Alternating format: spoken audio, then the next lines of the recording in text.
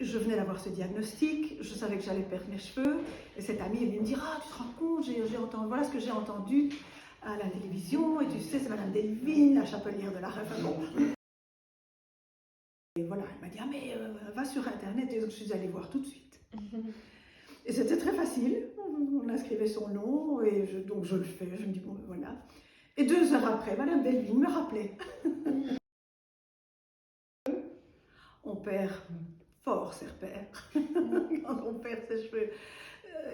Il y a beaucoup qui le... Enfin, dans mon entourage, il y en a qui disent « Ah oui, tu vas perdre tes cheveux ». Mais ça repousse. D'autres qui vous disent « Oh, mais c'est pas si grave que ça, les cheveux ». Si, on se sent quand même...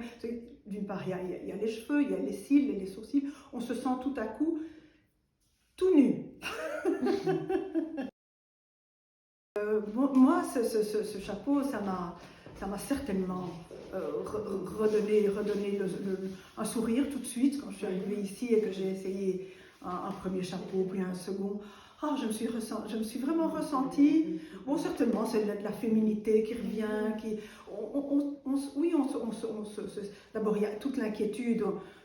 Avant de commencer à perdre ses cheveux, on se dit comment ça va se passer ce traitement, etc. Il y a tout ça qui tourne dans la tête.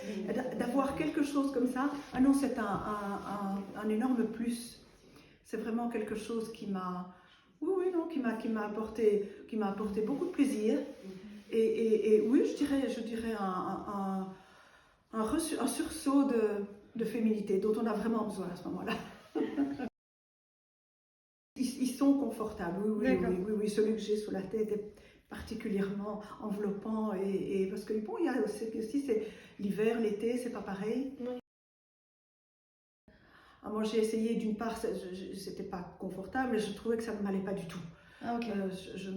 Non, c'était pas pour